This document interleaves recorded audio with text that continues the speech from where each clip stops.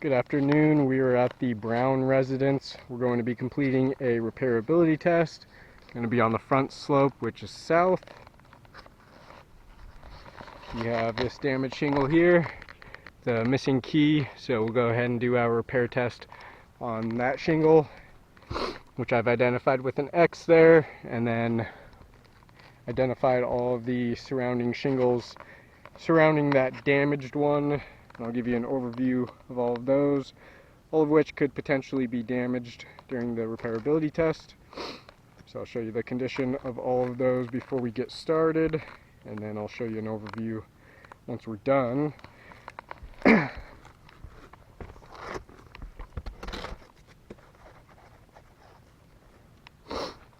For my tools, I'll be using a roof snake, flat bar, putty knife, and hammer.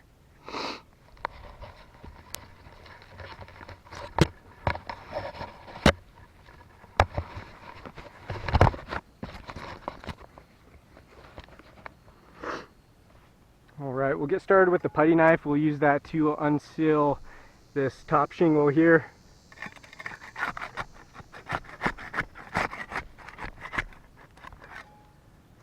See a little tear in the shingle there, just from getting that one unsealed.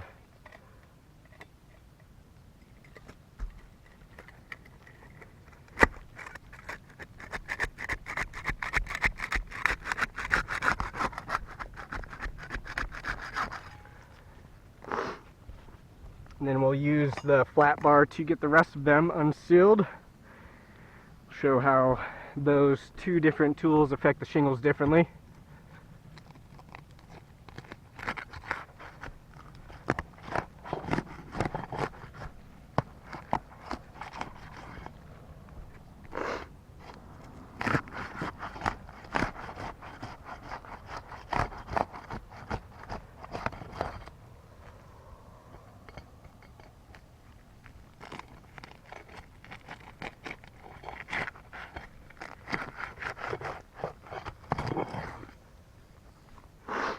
Now we'll start removing the nails.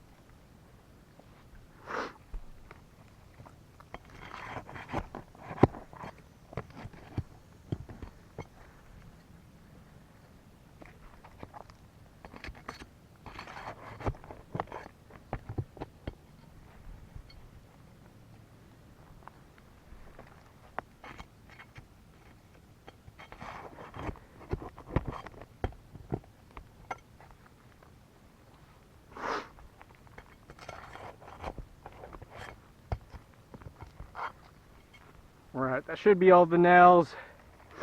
So for the repairability test, we'll just slide this damaged shingle out, and then we'll slide it back in.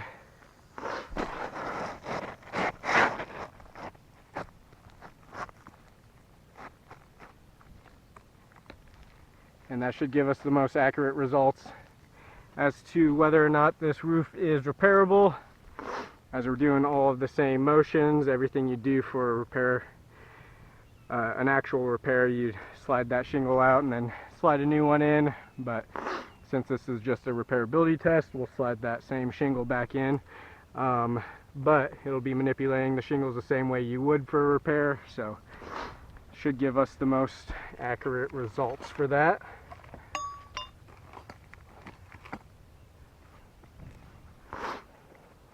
Start getting some nails back in there now. We'll be using the roof snake for that.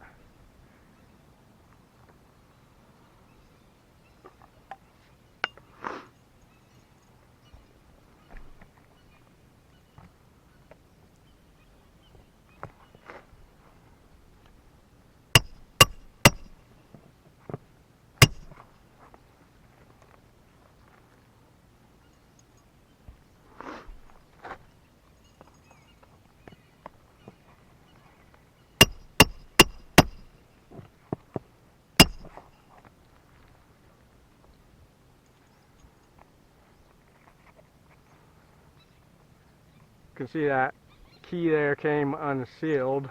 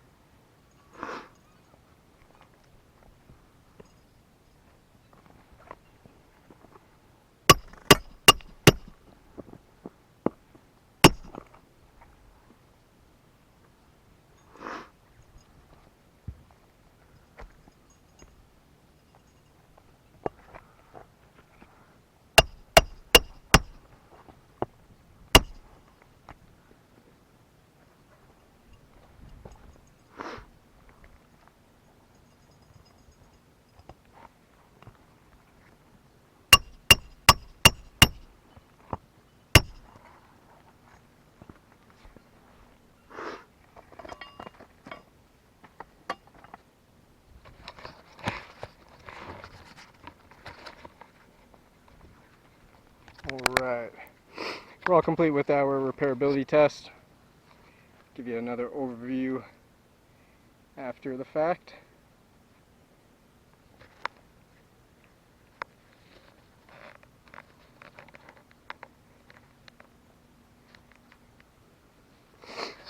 And I'll give you some close-ups here. Looks like we can see some stress fractures.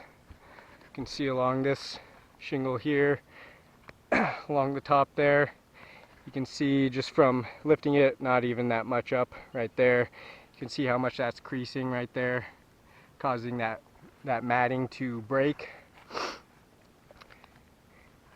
And those stress fractures causes damage to the integrity of the shingle and also affects its water shedding capabilities.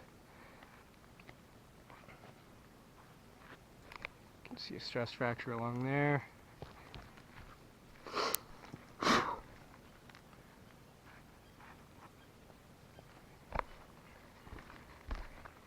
And we can notice some stress fracturing along this shingle up here as well. You can notice how much that's creasing there. And you really see it from the side. If we lift it up from the side view there, you can see how much that's creasing, causing the matting to break there.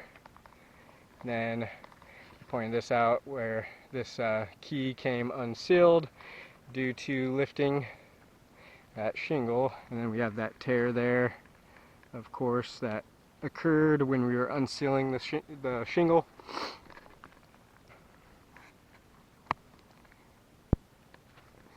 Then we'll check for mat transfer. I believe we had quite a bit of it.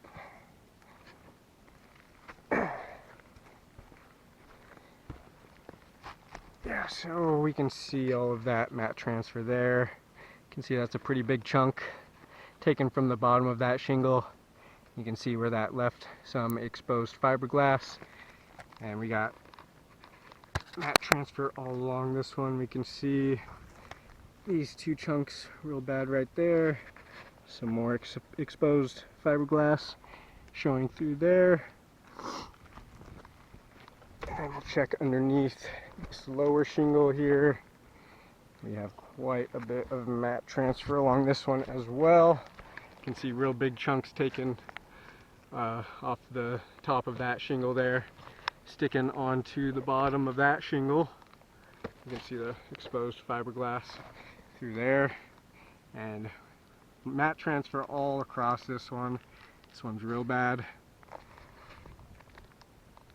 Same thing here, quite a bit of mat transfer, very significant mat transfer there. See it all the way across, real bad on the end there as well.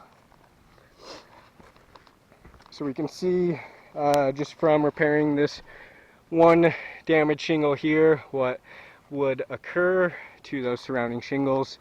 You can see mat transfer along all three of these, and if you remember at the beginning of the video I pointed out we use the putty knife to unseal the top one here, and then the flat bar to unseal the rest of them, and we saw mat transfer under all of the shingles. You can probably even see some underneath the damaged one here that we had to unseal. Yeah, we can see some right there. So we can see that from repairing this one wind damaged shingle, the homeowner would be left with 3 additionally damaged shingles with all the mat transfer, the tears, unsealing keys, and all of those stress fractures caused to those surrounding shingles. So I do not believe that it is feasible to make repairs to this roof. As we can see the results from the repairability test here, that they would be left with more damaged shingles than they originally had. These are all now potential leak hazards here due to all the damages, mat transfer, stress fractures, tears.